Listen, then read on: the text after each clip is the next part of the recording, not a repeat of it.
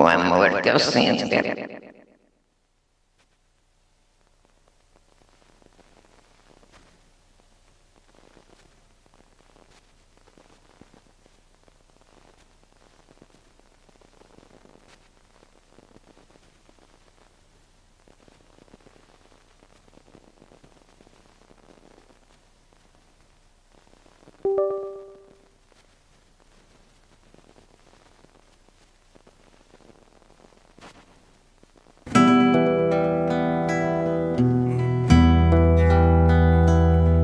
Um certo dia um homem esteve aqui, tinha o olhar mais belo que já existiu.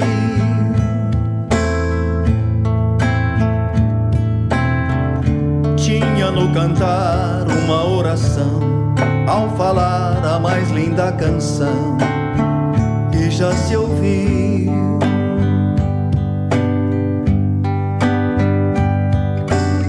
Sua voz falava só de amor. Bom dia, meu nome é Adelino da Silveira. Ele trazia no coração.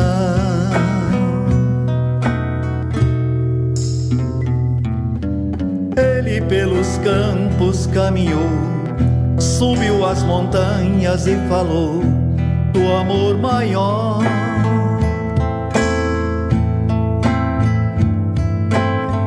Fez a luz brilhar na escuridão, o sol nascer em cada coração que compreendeu.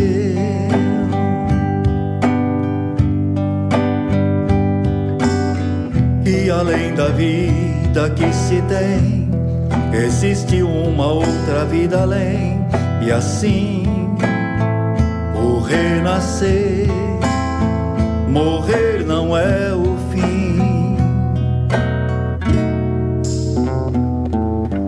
Tudo que aqui ele deixou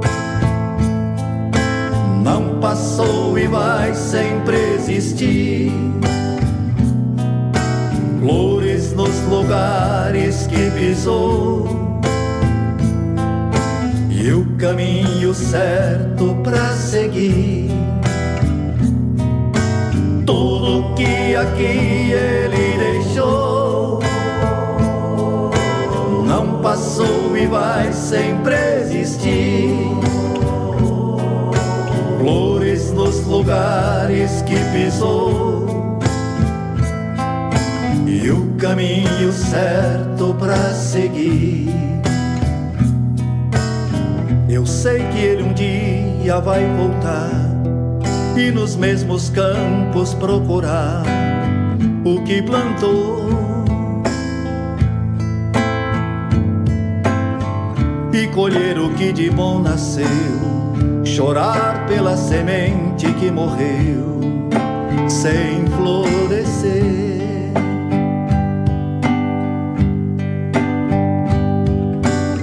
Mas ainda é tempo de plantar, fazer dentro de si a flor do bem crescer, pra lhe entregar quando ele aqui chegar. Tudo que aqui ele deixou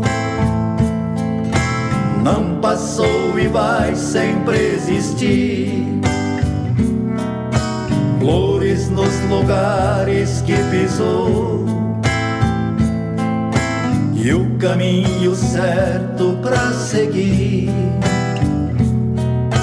Tudo que aqui ele deixou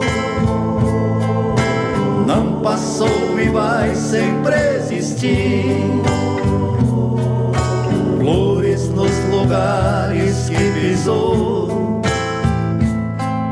e o caminho certo pra seguir.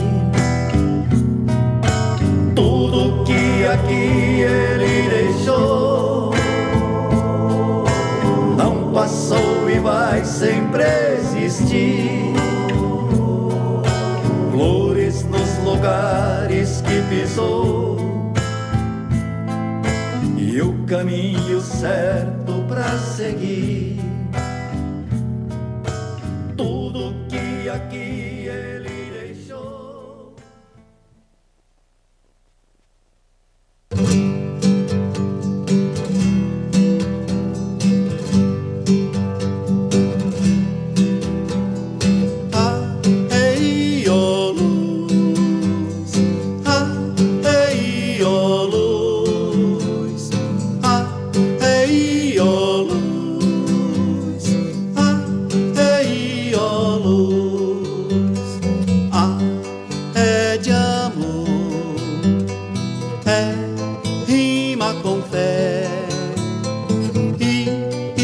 escreve, irmão, oh, é de oração. Ah, ei, ó luz, eu sou de Jesus. Você é meu irmão, é seu meu coração. Ah, ei, ó luz, ah, ei, ó luz, ah, ei, ó luz, ah, ei, ó luz.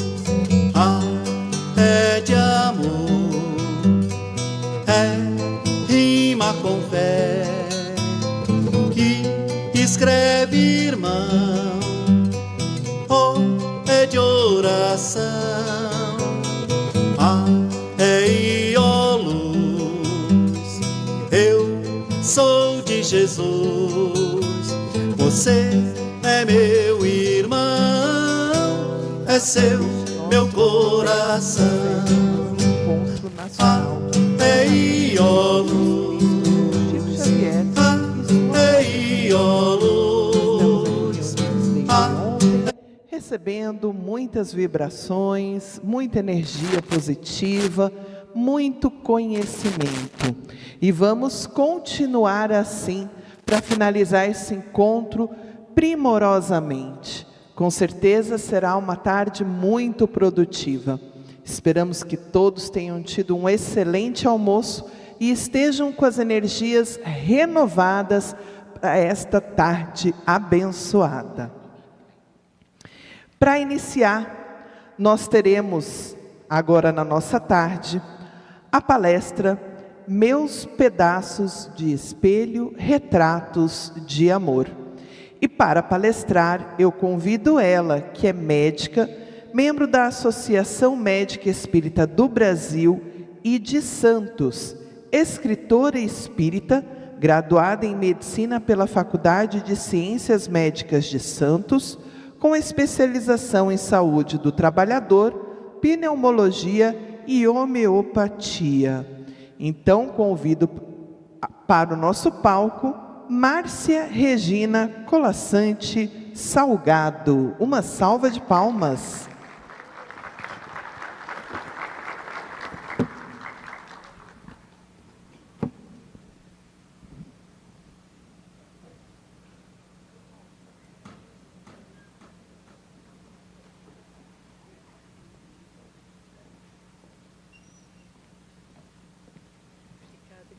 Como se chama? Daniela. Você quer o microfone? Não, pode deixar, eu fico aqui mesmo. Boa tarde a todos, muita paz. É uma alegria estar aqui com vocês e, por que não dizer, uma honra. Gostaria de agradecer à comissão organizadora, na pessoa do Gerson Secati, do Geraldinho, do nosso irmão Bacelli, e o acolhimento que a gente recebeu aqui desse povo de Sinop maravilhoso, todos tão amorosos conosco. Então é uma oportunidade ímpar de nós estarmos aqui conversando e trazendo esse título, Meus Pedaços do Espelho. Nós escolhemos esse título para homenagear a doutora Marlene Nobre, porque esse foi o último livro que ela publicou. E Retratos de Amor se refere aos meus flashes, né? Diante daquilo que eu tive a oportunidade de vivenciar até hoje. E eu peço licença para falar um pouquinho sobre esse livro, porque foi em 2014, eu estava em casa, e eu recebi o livro via Sedex, autografado pela doutora no dia 3 de outubro. Né? E eu ia encontrar com ela dali a alguns dias na Europa para fazer a nossa excursão, os congressos que nós costumávamos fazer. E eu tive a honra de acompanhá-la durante 10 anos. E mal sabia eu, né, que após 2 meses ela ia desencarnar. Obviamente, na minha convivência, eu já observava que ela estava com condição física bastante limitada, mas como a gente nunca quer se separar de quem ama, eu falei assim, não, acho que a doutora fica mais 2 anos com a gente. Eu só errei no número de meses, né? Mas eu vi a palestra do Geraldinho falando daquele sonho. E ele sonhou com a doutora e com o Chico. E teve uma conversa que ele não lembrava muito bem. Aí ele ligou de madrugada, porque a doutora ficava até de madrugada, né? Trabalhando. E ela disse para ele, mas eu lembro, Geraldinho. O Chico me disse que eu vou desencarnar. E o Geraldinho ficou morrendo de medo. Mas será que sou eu também vou desencarnar? E esse fato eu não conhecia, sabe, Geraldo? Mas eu falei com ela no Ano Novo e ali alguns dias, né, ela partiu para o mundo espiritual. Então, eu recomendo, assim como as biografias, né, dos companheiros que estão aqui hoje sobre o Chico, todas trazem para nós um grande aprendizado, né? Então, nós encontramos no trabalho de Jarbas Leone Varanda, neste livro Tributo a Chico Xavier, essa descrição sobre o nosso Chico, que o Chico podia ser estudado em 3 dimensões. E essas 3 dimensões, a gente vê aí as fotos, né? Aqui à direita nós vemos ali no abacateiro, a dona Guiomar ali do lado dele. E essas 3 dimensões se referiam à dimensão mediúnica, à dimensão social e à dimensão evangélica. Observamos que foram 548 obras publicadas e 438 enquanto estava encarnado. Mais de 500 autores espirituais e com 50 milhões de exemplares vendidos. Só aí já é um fenômeno. Como é que alguém consegue psicografar, né, 548 obras? Então, quando nós vemos pessoas criticando o Chico, a gente sabe que é a superficialidade, a pessoa fala daquilo que ela acha sem conhecimento de causa. Qualquer um que se aproximar do Chico, da sua obra, mesmo ele já estando na pátria espiritual, vai compreender que nós estivemos diante de um grande apóstolo. Eu lembro que as oportunidades que eu tive de estar mais perto do Chico, eu era muito novinha, elas ocorreram quando eu era nova, então eu não tinha aquela dimensão de saber quem era aquele espírito magnífico que estava ali e que tinha se dado, né, uma obra totalmente de dedicação integral para a humanidade. Porque depois de Jesus, é Chico que nós compreendemos como um ser espiritual mais evoluído que esteve entre nós. Então, na dimensão mediúnica, que o Jarbas Varanda menciona, nós fomos pesquisar, e já foi citado hoje pela manhã. Porém, é muito importante que a gente levante estas descrições, porque o Parnaso foi publicado em 1932 e o Chico tinha apenas 22 anos, quando ele recebeu esses 56 poetas da língua portuguesa, né? Tanto poetas brasileiros como portugueses. E a tese do Alexandre Caroli Rocha, que é um doutor em História da Literatura, e ele fez essa tese na Unicamp, a princípio, com o Parnaso de Além-Túmulo, que foi a sua tese de mestrado. Então, ele escolheu 5 poetas para estudar. E comparou essas poesias que foram da lavra psicográfica do Chico para ver se elas realmente tinham autenticidade. E o que ele encontrou foi que, nas análises estatísticas formais e interpretativas, levavam à conclusão de que os poemas não são produtos de mera imitação literária.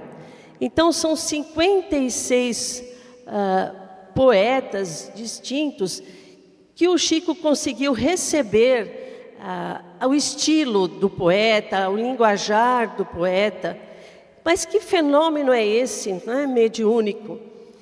E a esse respeito, nós vemos que Monteiro Lobato disse, bom, se o Chico produziu todos esses poemas que aí estão, então ele pode escolher quantas cadeiras ele quiser, né, na Academia Brasileira de Letras. E nós sabemos que nada mais foi do que o produto, né, de uma psicografia em que ele conseguiu transmitir tudo aquilo que o autor tinha para nos legar.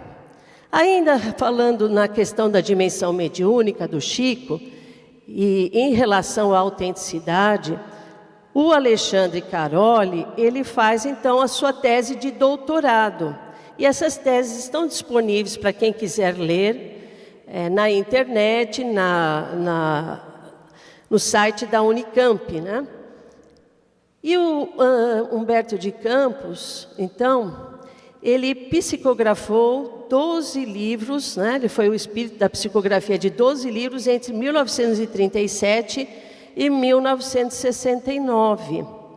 E é o caso que já foi contado aqui pelo Bacelli e tudo, que depois houve necessidade dele modificar o nome para Irmão X em virtude de um processo que a família movera, né? Solicitando então o resultado, vamos dizer assim, financeiro dessas obras, como sendo pertencentes à família. Mas o Alexandre Caroli, na sua tese de doutorado, conseguiu demonstrar, então, que o estilo e o conhecimento eram os esperados desse autor. A forma dele falar, a forma dele escrever, e ainda ele conseguiu verificar que havia intertextualidade. O que significa isso? Significa que na psicografia ele se refere a outras obras que já haviam sido publicadas, né, demonstrando o conhecimento do espírito em relação à sua própria obra. E também ele cita na psicografia textos que não haviam sido publicados e que não estavam disponíveis publicamente. Então, os poemas não são produtos de mera imitação literária. Nós temos que lembrar que o Chico tinha 22 anos, morava numa pequena cidade, né, de Pedro Leopoldo, tinha apenas o curso primário, ele era um trabalhador, um funcionário do Estado, né, e ele não tinha acesso à internet, não existia isso, né, e nem tempo para fazer qualquer tipo de pesquisa. Então, se ele conseguisse produzir essa obra por conta do seu conhecimento, ele realmente seria um gênio literário. Então, isto se refere à autenticidade da dimensão mediúnica do nosso Chico. Em relação às cartas consoladoras, nós vemos aí um estudo também do Dr. Alexander Moreira de Almeida e outros colegas. Ele é professor titular de psiquiatria da Universidade Federal de Juiz de Fora, além de ser um grande pesquisador com inúmeras obras publicadas em sites e revistas científicas, né? E é um grande pesquisador da área da saúde mental e da fenomenologia que a envolve, correlacionando então com as teses espíritas. E eles fizeram um estudo das cartas do Chico, escolheram algumas cartas e escolheram esta carta do JP. O JP, eu fui pesquisar, é o Jair Presente, que depois tem outras obras através do Chico, né? E ele era um estudante de engenharia mecânica que desencarnou em 1974. Com apenas 24 anos, ele se afogou. E essas 13 cartas que eles estudaram do ponto de vista, né, das informações, o que aconteceu? tínhamos na primeira carta 17 itens verificáveis. O Chico não conhecia nada sobre a obra, sobre Jair Presente. Apenas a irmã dele havia chegado lá no centro do Chico, muito sofrida, muito triste, e falado para o Chico que havia perdido um irmão. E o Chico recebeu a primeira carta com esses 17 itens verificáveis. 3 eram nomes, 1 era sobrenome, um outro item era relativo à data. Também mencionou nomes de lugares, referências a interesses específicos, ou seja, objetos e informações pessoais que ele se interessava, também descrevendo os detalhes das circunstâncias da morte. Então, esta pesquisa está no livro Ciência da Vida Após a Morte. Esse livro foi lançado recentemente por uma editora de cunho científico, e lá, então, o Chico é mencionado dentro da pesquisa da fenomenologia espiritual na área da psicografia. Nem podemos falar de toda a dimensão social na qual o nosso Francisco Cândido Xavier atuou, né? Dando assistência material e espiritual a diversas famílias. Nós vemos aí, através das peregrinações, das doações de alimento, das visitas a presídios, enfim, consolando também através das cartas e mensagens. Então, a assistência material e espiritual é enorme, sem falar na influência do nosso Francisco Cândido Xavier em relação ao trabalho e ao movimento espírita em nosso país. Ele influenciou a criação de dezenas, quiçá centenas de casas espíritas em todo o nosso país. Eu recordo, vou pedir licença para falar das minhas memórias também. Eu era bem pequena, tinha assim, uns 7, 8 anos, a gente andava de perua escolar. E aí passávamos ali na Afonso Pena, né? Onde tinha um centro chamado Fraternidade Espírita de Expansão Cristã. E era uma casinha térrea, e essa casa, se eu não me engano, ela foi doada pela Zilda Junquete para o José Luiz de Souza. E eu olhava aquilo, toda vez eu lia, 2 de abril de 1967. Falei, era o ano da fundação da casa. Eu mal sabia que em 1980 eu ia aportar lá, naquela casa, através do convite de uns amigos, e foi quando, então, eu me tornei espírita. Eu pisei ali e nunca mais, em 1980, deixei de ser espírita. Então, a obra do Chico, ela se estendeu, porque foram muitas casas criadas sob a sua influência. E o Zé Luiz, naquela época, ele ia muito a Uberaba. Então, ele fazia tudo com a orientação do Chico.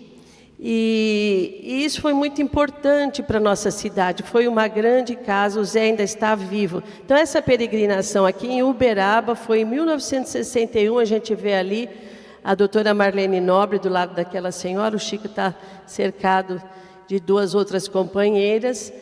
E já vemos aqui a referência da doutora acompanhando o nosso Chico. Aqui também podemos ver a fila dos assistidos na distribuição dos alimentos na Comunhão Espírita Cristã em Uberaba. Então, falando de dimensão social, mas vemos agora que tem a questão da dimensão evangélica. E já foi tão destacado aqui, porque o Chico tinha tudo que era mediunidade, né? Ainda eu estava ouvindo as pessoas falarem sobre os trabalhos de materialização, a psicografia todos nós conhecemos, mas também temos os trabalhos de psicofonia, que depois ele deixou de atuar, mas foram transcritos em livros, né? Vozes do Além, instruções psicofônicas, foram mensagens que o Chico recebeu na sua reunião mediúnica. Ele personificou a presença de Jesus na Terra, o grande apóstolo do Cristo. Nós não podemos negar que ele acompanhou Jesus, né? desde que Jesus esteve entre nós.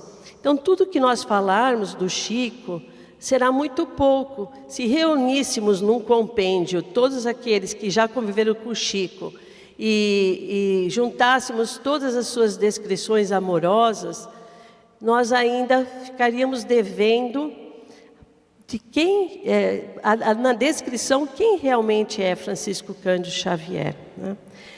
Um ser muito iluminado. Mas eu peço licença ao Jarbas Varanda, que foi muito amigo de Chico, né? E ele era um jornalista, fazia reportagens, para dizer que eu vou incluir a dimensão científica. Ele falou da dimensão social, evangélica e mediúnica, e eu vou incluir a dimensão científica. Por quê? Se Kardec materializou um novo paradigma, uma nova referência para a medicina, através da obra de Francisco Cândido Xavier, e especialmente da obra psicografada por André Luiz, os 13 livros que estão na coleção A Vida no Mundo Espiritual, que nós temos as inúmeras informações, para que não dizer revelações, das questões científicas que, com o tempo, a ciência foi confirmando em relação ao que o Chico psicografou. Então, certa vez, em uma entrevista com a doutora Marlene Nobre, um livro que foi publicado pela FEB, que está o Oceano, está a Marta Antunes e o César Perry, se não me engano.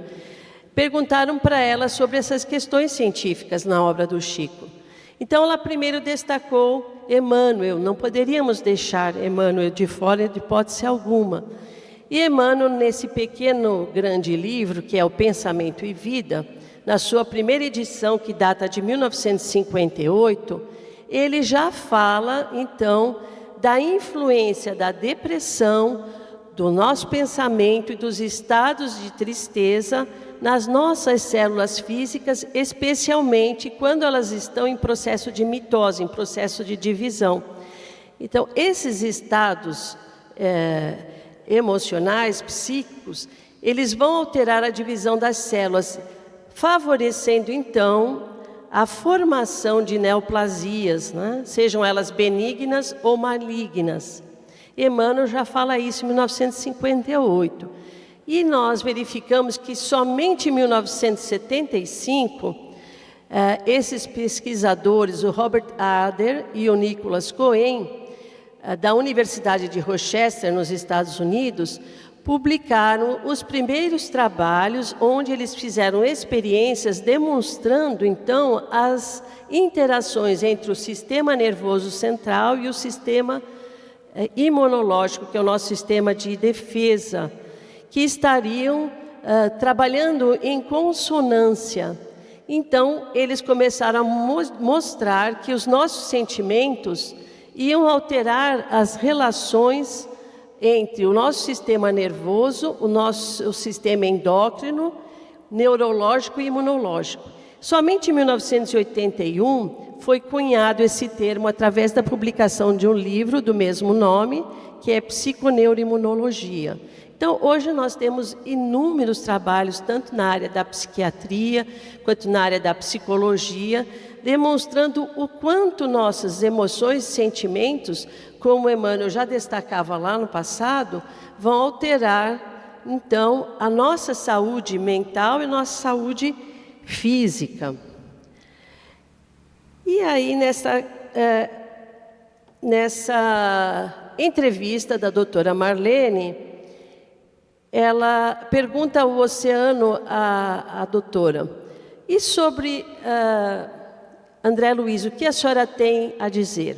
E ela é muito clara, ela diz assim: André Luiz é um mar revolto de informações. Quer dizer, são tantas informações na obra de André Luiz, e elas têm sido estudadas a partir de 1968 com os médicos espíritas, que têm esta finalidade de cumprir um papel demonstrando o que está ali escrito na psicografia do Chico e a sua correlação com o que a ciência está efetivamente já aprovando e conhecendo. Acho que mudou sozinho, um minutinho. Isso, talvez tenha esbarrado aí. Então, nós sabemos, por exemplo, vamos destacar o livro Missionários da Luz, que foi publicado em 1945. Neste livro, o André Luiz, ele nos traz a informação que a glândula pineal, ou epífise, ela tinha uma função de regulação hormonal e emocional. Então, ele cita que ela secreta hormônios psíquicos, que ela tem uma função na nossa vida mental e que ela presidia o sistema neural. Isso são apenas algumas informações, dentre outras tantas que ele coloca no livro. Nessa época, na década de 1940, nós sabíamos que a glândula pineal era apenas considerada um órgão vestigial, que não tinha função. Tanto que eu entrei na faculdade em 1979 e no meu curso de fisiologia, a gente ia lá no livro, tinha 5 linhas sobre a glândula pineal. 5 linhas. Mas, recentemente, depois que foi descoberto o hormônio da glândula pineal, que é a melatonina, e foi Lerner e colaboradores que descobriram. Isso só foi em 1958, 13 anos após a publicação do Missionários na Luz. Então, de lá para cá, as pesquisas sobre pineal se tornaram imensas e nós temos conhecimento de que ela tem uma série, dezenas de funções no nosso corpo. E os nossos companheiros fizeram uma pesquisa, então, que foi aceita na revista Neuroendocrinology Letters e foi publicada final de 2013, começo de 2014. E isso trouxe muita alegria para a doutora Marlene, porque ela sempre batalhou para que nós tivéssemos pesquisas científicas, trabalhos publicados, que pudessem demonstrar a importância da obra de André Luiz através do nosso Chico. E aí foi feito, então, um estudo histórico e cultural sobre a glândula pineal. E eles compararam tudo que André Luiz falava na obra Missionários da Luz com o que a ciência já ia demonstrando existir efetivamente.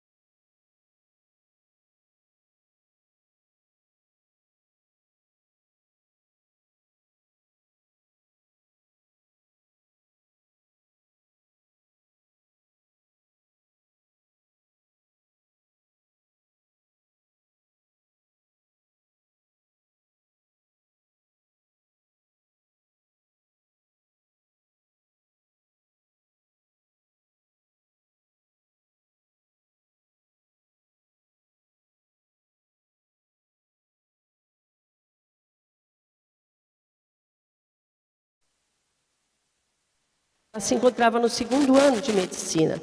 E assim foi feito. Então, a doutora, que nunca tinha encontrado com o Chico, já tinha lido apenas algumas obras, não sabia exatamente, da extensão das atividades do Chico, vai conversar com ele. E logo no primeiro encontro, em outubro de 1958, o Chico vai discorrendo sobre tudo que ela fazia já em Uberaba. Ela já participava das peregrinações lá no bairro da Abadia, do Joãozinho e do Lázaro, né? E o Chico descreveu com tantas minúcias que, inclusive, falou do hino que se cantava em homenagem a Sheila durante as peregrinações. E a doutora não se sentia à altura, mas disse que iria colaborar, e assim o fez a partir de janeiro de 1959 até dezembro de 1962. Então, a convivência com o Chico, ela marcou a vida da doutora Marlene indelevelmente, com os exemplos, com as orientações e também, por que não dizer, com os puxões de orelha, porque o Chico era firme, né? E ela foi convidada, então, pelo Chico para, enquanto ele psicografava, junto com Valdo Vieira ali, eram às vezes 600 receituários por noite, para comentar sobre o Livro dos Espíritos. Então, ela auxiliaria nos comentários doutrinários. Outros companheiros abordariam o Evangelho e ela o Livro dos Espíritos. No que houve um objetivo nesse sentido, porque ela percebeu que, ao longo dos anos, que o Chico já a estava preparando para falar um pouco mais da parte científica, que ela haveria de ter um trabalho futuro e precisaria desenvolver esse lado. E assim ela fez. 2 vezes na semana ela estava ali, ela acompanhou o Chico muito, muito de perto. Todas as alegrias e as amarguras daquele período também foram compartilhadas por ela, de 59 a 62. E o Chico vai para Uberaba para, então, trabalhar na Comunhão Espírita Cristã. E a sede estava em construção. Essa foto é de abril de 1959. Eu consegui essa foto no acervo da doutora, né? E o Chico psicografava, junto com o Valdo, num pequeno quartinho. E como o centro estava em construção, eles se reuniam sob a abóbada celeste, né? Iluminado por aquelas estrelas e pela luz do luar. E a emoção que esses companheiros tinham ali era indescritível, porque parece que estavam retornando, né, aos tempos mais primitivos do cristianismo.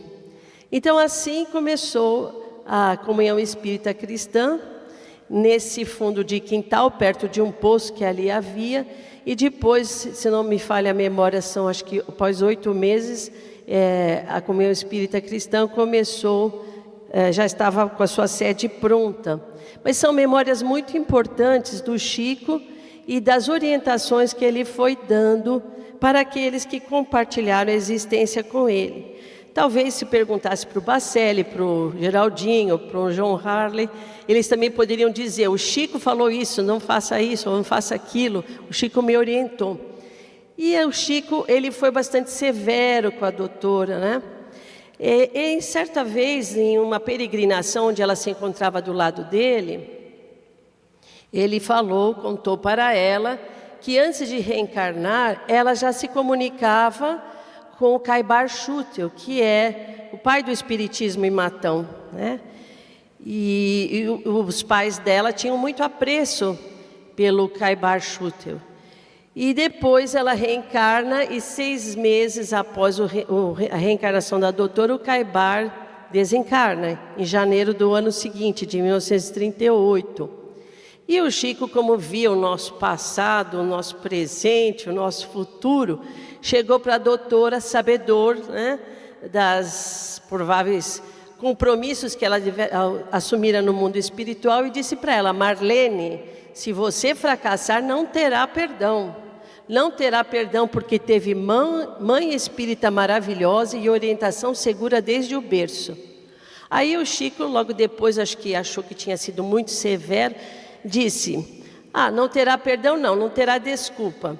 Mas a doutora, entendendo o recado, falou assim: não, Chico, pode deixar, não terá perdão mesmo, assim eu não esquecerei o aviso. Então, com um aviso desse, a gente não pode errar. Ele falou, a última oportunidade, né? Aí são os pais da doutora Marlene, que ela talvez estivesse tendo da espiritualidade para colocar em ação aquilo que esperava-se dela. A doutora Marlene já estava apoiando o Chico, né, no seu trabalho ali na Comunhão Espírita Cristã, em 59, e provavelmente deve ter sido mais para o fim de 59, e o Chico estava conversando com as pessoas que estavam ali na fila, acolhendo aqueles corações, aqueles sofridos, necessitados de uma palavra, e a doutora de repente estava vendo o Chico, virou para o lado, e quando virou novamente, ela não viu mais a figura do Chico. Ela viu a figura de Kardec. Foi um transe revelador. E ela, ainda em transe, falou, professor. E o Chico responde para ela, uai Marlene, você está vendo o nosso passado? E rapidamente ela voltou, então, e ela ficou com aquela, ela já tinha uma desconfiança, mas como ela viu, ao invés do Chico, ela viu Kardec com as suas vestimentas e no ambiente que Kardec trabalhava, ela ficou com a certeza já ali que Francisco Cândido Xavier era Kardec. E passaram-se os anos e ela guardou para si. Quando foi na década de 1980, acho que foi 84, uma companheira amiga dela telefona para ela, Alba Pereira, e fala, Marlene, eu recebi um telefonema da Sônia Barçante,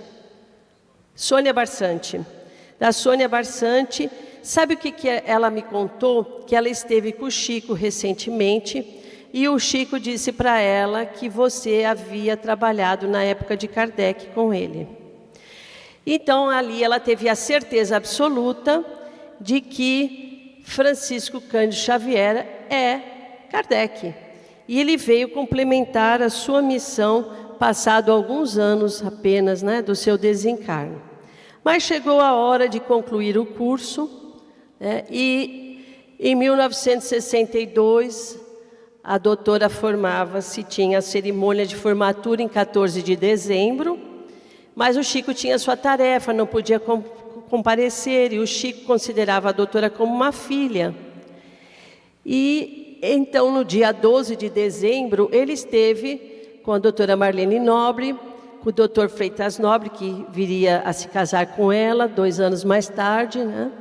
E com alguns familiares, aonde o Chico, então, proferiu uma lindíssima prece, rogando a Jesus a proteção para que ela tivesse condição de cumprir as atividades que ela se comprometera no mundo espiritual. Então, aqueles 4 anos, né, representaram como se ela tivesse vivido um século do lado de Francisco Cândido Xavier. E, ao mesmo tempo, como ela disse, pareceu-me tão curto esse estágio. As despedidas dos corações que amamos são sempre muito dolorosas, né? No dia seguinte à formatura, nós vemos aí que eles já estavam lá na distribuição de Natal, que acontecia na Comunhão Espírita Cristã. Então, o doutor Freitas Nobre ali ao lado de Marlene Nobre. Mas depois, né, ela precisava dizer adeus a Uberaba. E vemos aí uma fotinho do Espartaco com o Valdo, e ela, com muita tristeza, precisou se despedir de Uberaba e dos amigos que lá havia deixado, mas levando com ela uma bagagem primorosa de conhecimentos e de grande responsabilidade, porque muito será pedido a quem muito foi dado, né? Então ela recebeu ali apoio de um missionário que sabia que ela tinha uma responsabilidade de desenvolver um projeto criado por Dr. Bezerra. Então ela voltou a São Paulo e obedeceu às recomendações do Chico. O Chico disse para ela: minha filha, você vai retornar a São Paulo, você não se ligue a nenhuma casa espírita, você funde a sua casa espírita, ponha poucas pessoas na diretoria e realize o seu trabalho, mas jamais se esqueça que a responsabilidade do trabalho, da tarefa é sua. Então, em 1963, logo em 16 de março, foi fundado o Grupo Espírita Caibar Schutel, porque havia já um núcleo da família que começara com o seu avô, né, de estudos evangélicos no lar, e eles então formalizaram, homenageando o Caibar Schutel, com quem a família tinha muita ligação lá de Matão. E ela foi realizando tudo aquilo que havia necessidade. 1966, atividades assistenciais, porque o tarefeiro espírita ele precisa colocar os ensinamentos em atividade. Então, nós nunca podemos ser tarefeiros apenas da palavra, precisamos ser os tarefeiros da obra, né? E colocar nossas mãos para auxiliar o nosso semelhante de alguma maneira.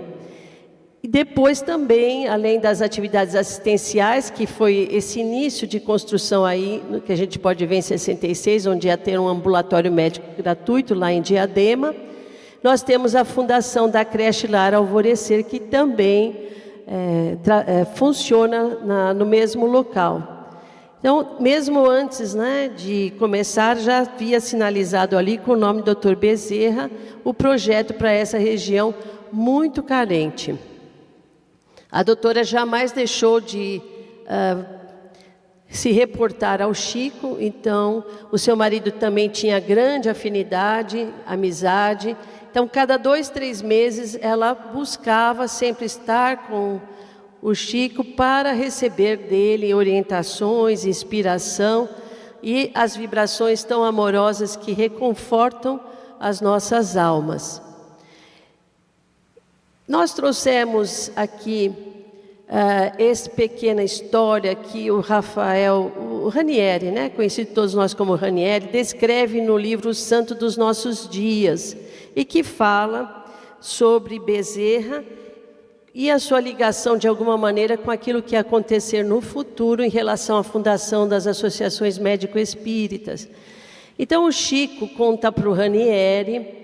Nós não sabemos esse fato se aconteceu na década de 1930 ou 1940, que ele havia participado de uma reunião belíssima no mundo espiritual. Nessa reunião encontrava-se então a veneranda, né, que todos nós conhecemos, a ministra do nosso lar. E de repente se abre um portal luminoso naquele salão espiritual e Dr. Bezerra vem e ali se aproxima e se apresenta do lado de veneranda. E ele ia receber uma promoção. Veneranda diz para ele que, em face de tudo aquilo que ele já havia realizado aqui na Terra, que ele não precisaria mais ficar preso à evolução, à sua evolução aqui no nosso orbe terreno. Mas Bezerra, na sua bondade, na sua magnanimidade, se ajoelha, beija as mãos de veneranda e diz: mãe querida, eu peço permissão para permanecer mais 2 séculos aqui com os irmãos que estão nas sombras e em companhia dos médicos amigos que considerava como seus filhos espirituais. Naquela assembleia que estava lotada, provavelmente tinham mais de 1000 médicos ali para participar daquela comemoração espiritual. E então Bezerra não quis deixar os seus filhos. Eu acho que se foi na década de 1930, a doutora estaria ali, antes de 1937, né? Deve ter sido no começo da década de 1930, não sei. Mas assim Bezerra ficou entre nós, trazendo-nos tantas orientações, manifestações, tanto bem que ele tem feito. E assim foi, sob a inspiração de Bezerra, através da mediunidade de Espartaco Giliardi, do Centro Espírita Batuíra de São Paulo, que colegas médicos se reuniam na casa do Espartaco, todo sábado, às 6h30 da manhã, para fazer o evangelho antes de retornarem ou irem para os seus afazeres no hospital. E Espartaco, então, foi recebendo orientações que foram levadas ao Chico pelo Espartaco, para que houvesse em breve a fundação de uma associação que pudesse reunir os médicos espíritas e ali eles pudessem estudar e abordar o tripé, né? Não só a filosofia e religião, mas ciência, especialmente no que tange a ciência médica dentro das obras espíritas, e fazerem essa correlação, tornando a medicina mais humanizada e vendo, então, o ser como um ser integral, né? Corpo, mente e espírito. Assim foi fundada a Associação Médico Espírita em 30 de março de 1968. Aqui na frente temos vários companheiros, está a doutora Marlene, o Chico, porque eles depois da fundação se dirigiram a Uberaba e foram recebidos pelo nosso Chico, que deu muitas orientações. Ali está a Maria Júlia e o doutor Freitas Nobre. E a AME São Paulo continuou sua atividade até que Dr. Bezerra, então, aparece para a doutora Marlene, certo dia, e lhe diz assim: Marlene, já está na hora de nós reunirmos as associações médicas que existem no Brasil. Detalhe, isso foi em 1990. A doutora havia perdido entre aspas, mas o doutor Freitas Nobre havia desencarnado há apenas 15 dias. E doutor Bezerra pede desculpas, mas ele solicita da doutora Marlene que ela deixasse a tristeza de lado e fosse trabalhar. E assim ela fez, né? Se reuniu depois com a Associação Associação Médica Mineira, não chamava ainda as de Minas Gerais, chamava Mineira. E depois eles foram congregando outras AMEs até que houve a fundação da AME Brasil em 17 de junho de 1995. E o trabalho continuou. Certa vez, no terceiro congresso em que houve a reunião da Associação Médico Espírita Internacional, durante a do Brasil, também houve a fundação da AME Internacional, porque já haviam AMEs que se reuniam, colegas médicos que se reuniam em outros países, como a Guatemala, como Panamá, como Argentina, Uruguai. E depois, então, foi fundada a AME Internacional, que apenas agora, há cerca de um ano, que nós conseguimos regularizar nos Estados Unidos. Até então, a gente não tinha uma regulação. Mas o doutor Bezerra, ele foi orientando todos os passos para que nós pudéssemos vir trabalhando todos esses anos. E certo dia, então, isso por volta do ano 2002, né? A doutora estava no seu escritório de trabalho, e essa é uma foto na Alemanha. De repente aparece Leon Denis para ela, e ela ficou muito assustada e disse: professor, o que o senhor deseja? E ele disse: Marlene, a Europa, a Europa. Ela falou: sim, professor, mas como eu posso ir à Europa? Eu não tenho convites para ir à Europa. E Leon Denis disse para ela: mas Marlene, você está esperando o convite? E desapareceu. Desapareceu. E ela ficou pensativa como que ela ia fazer um trabalho na Europa se ela não tinha convite nenhum. Então, em 2001, ela foi à Europa, visitou alguns lugares. Em 2002, ela conseguiu locais para ela fazer palestra. Ela fez palestra individual, sozinha. E depois ela organizou um grupo no qual já estava o Décio Iandoli, e eles fizeram, então, o primeiro Congresso Médico Espírita em Barcelona, no dia 9 de outubro, né? que foi o dia que, há 140 anos antes, né, de 2003, teve, então, o Alto da Fé, teve a queima dos livros de Kardec em praça pública, ali em Barcelona.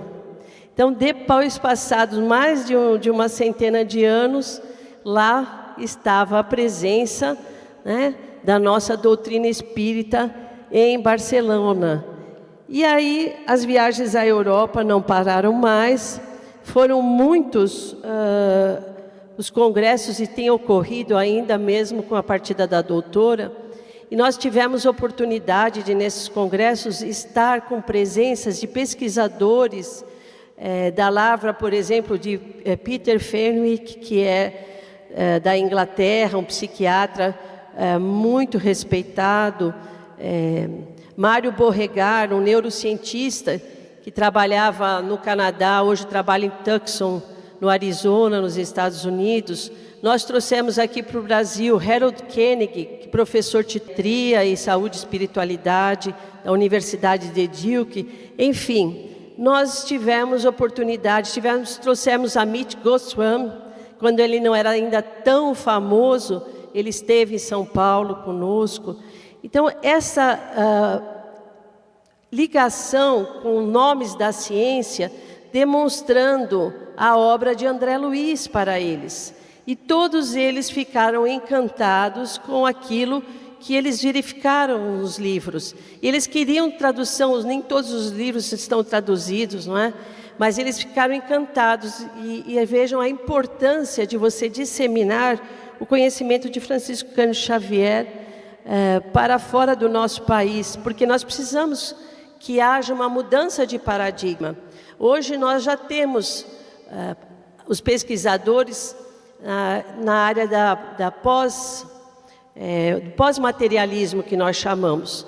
Então nós temos mais de 300 pesquisadores que reconhecem que a consciência ela não é produto da nossa atividade cerebral, que ela existe independentemente do nosso cérebro, ou seja, com a morte física, a consciência sobrevive.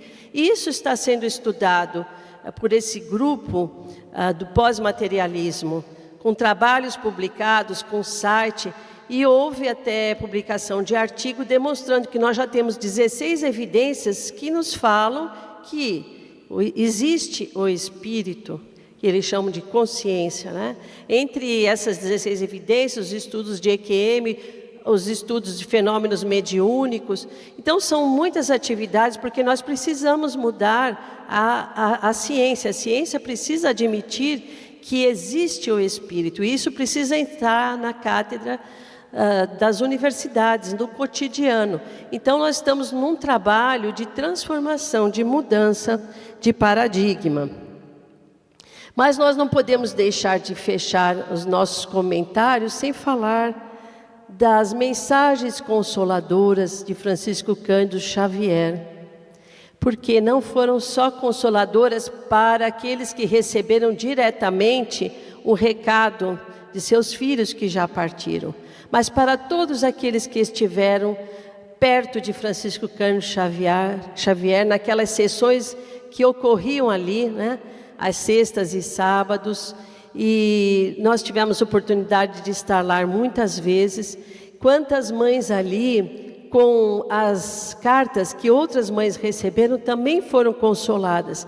São milhares, nós não temos ideia de quantas pessoas tiveram o consolo de Francisco Cândido Xavier. As mães de Chico não têm rosto, nem dá para contar quantas são, onde moram, o que fazem. São milhares de mulheres de todas as idades que chegavam a Uberaba. Se vocês não conhecem aquele senhor que está ali sentado, aquele jovem rapaz, o nosso Bacelli e a nossa Márcia, né? Que acompanharam o Chico durante tantos anos. Então, esse trabalho é um trabalho indescritível de Francisco Cândido Xavier. E nós vamos falar rapidamente, só para lembrar, de 2 casos que Francisco Cândido Xavier recebeu mensagens. O Roberto Muscati tinha um pai que era médico, era o Dr. Davi. E o Dr. Davi e a Sônia Muscati, eles eram muito amigos da Nair Belo. E como nós sabemos, a Nair Belo, ela perdeu um filho, e ela ia ao Chico, ela recebeu cartas do Chico. E eles tinham muita curiosidade de conhecer. Então, um certo dia, a Nair Belo conseguiu um convite, porque o Chico vinha a São Paulo, naqueles chás, naquelas encontros que ocorriam. Então, ele conseguiu um convite, ela conseguiu uns convites, ela falou, olha, os convites estão aqui, mas você tem que chegar na hora e tudo mais. E o Dr. Davi, então, foi cumprimentar o Chico. E o Chico falou para ele assim, ai, meu filho, eu estou com uma dor no ombro.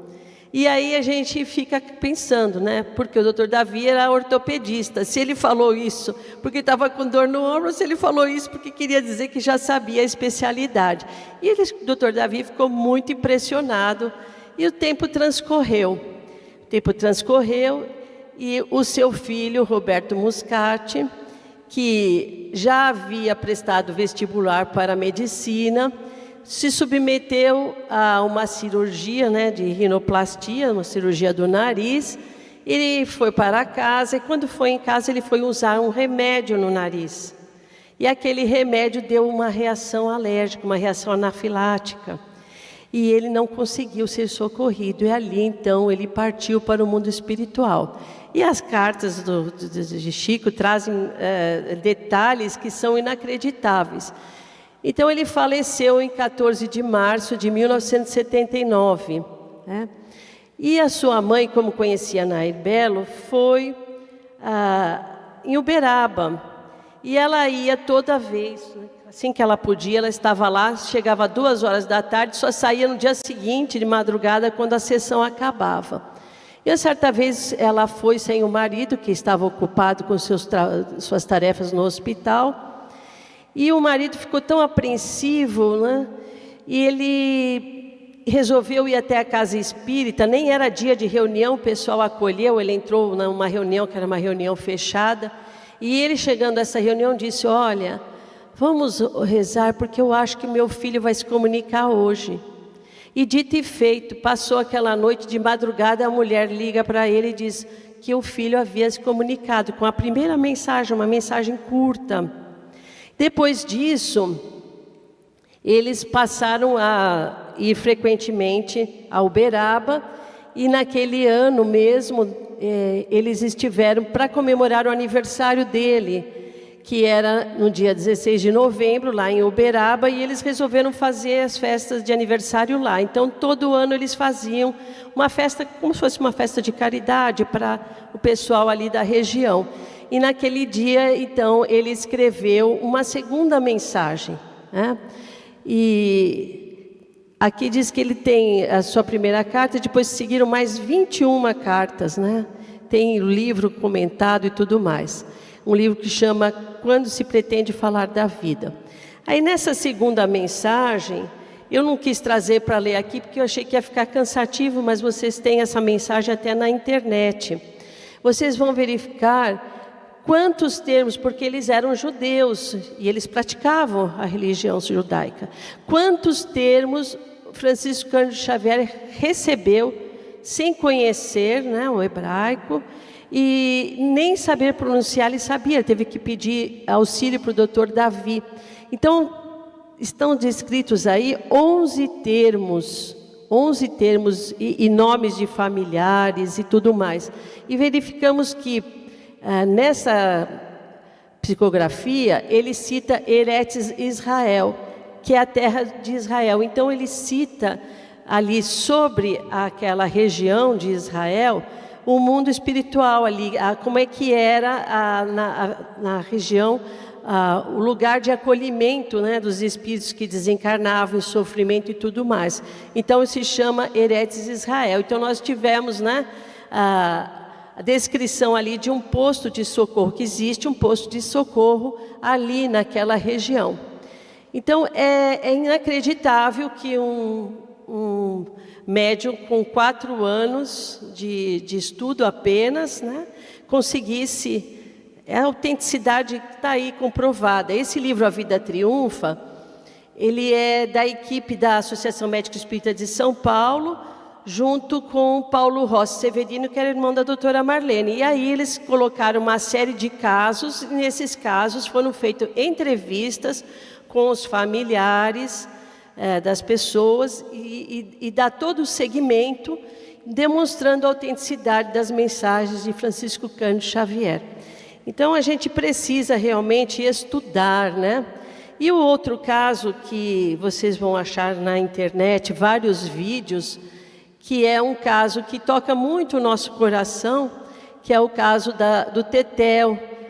Tetel é o Rangel Diniz Rodrigues, né, filho da nossa querida irmã, e ele tinha apenas 3 aninhos de idade, ela era professora, e costumava ter uma babá que já estava há muito tempo com ela e cuidava da criança, e enquanto ela ia lecionar, dar aula. E a babá saía sempre para dar um passeio com a criança, colocava na cadeirinha, na bicicleta, enfim.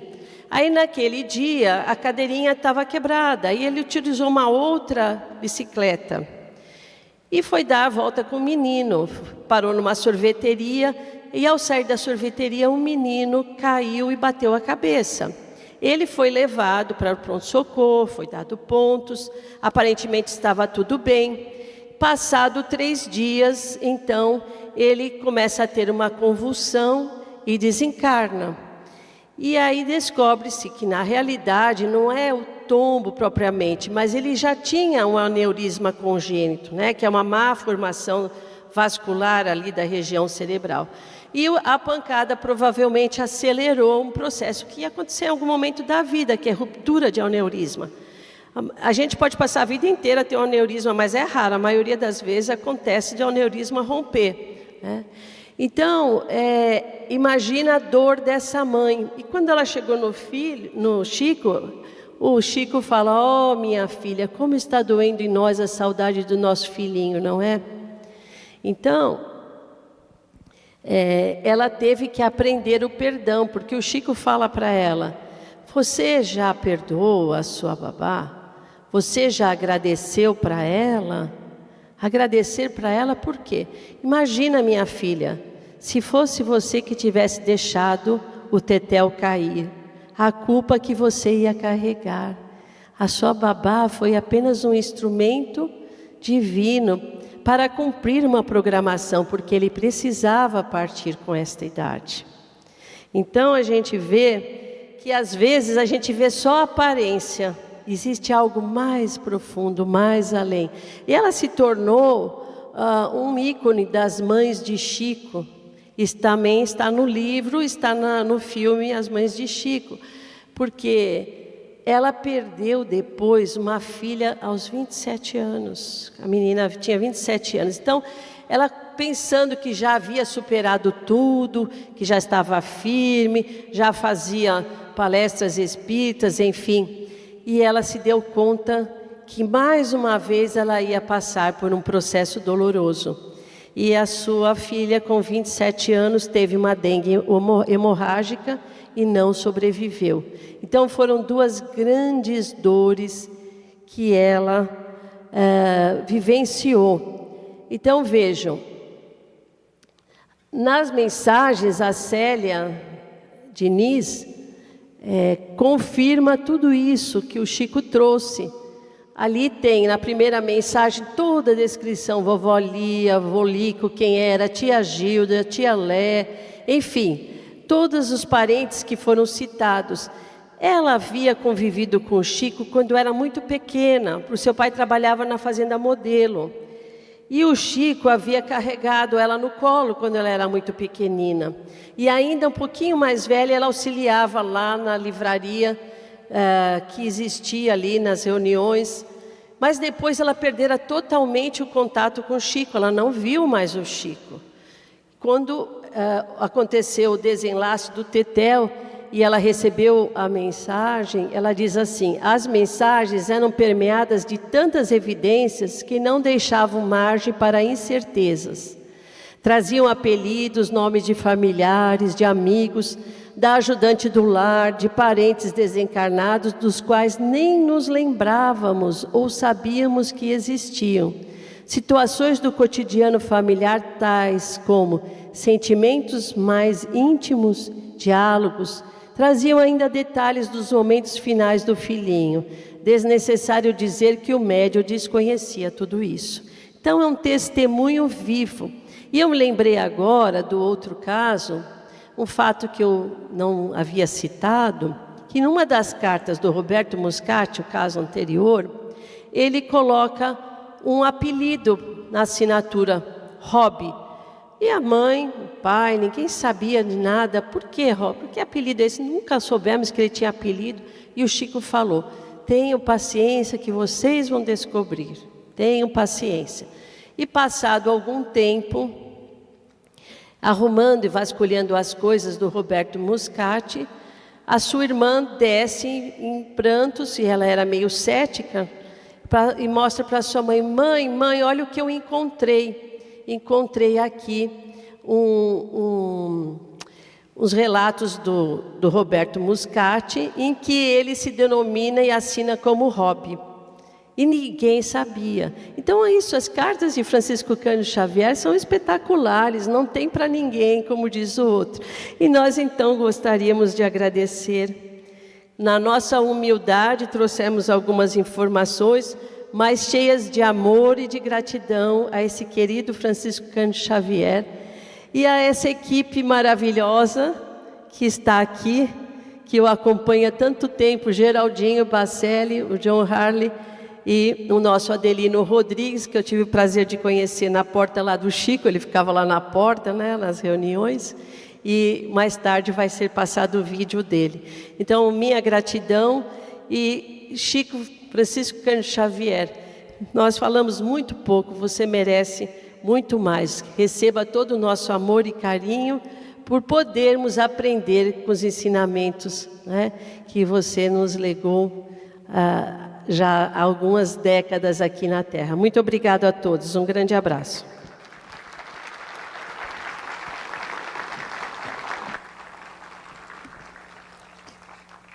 Obrigada, Márcia, muito obrigada pela sua palestra. Foi muito bom ouvi-la e ver todos esses relatos, essas histórias.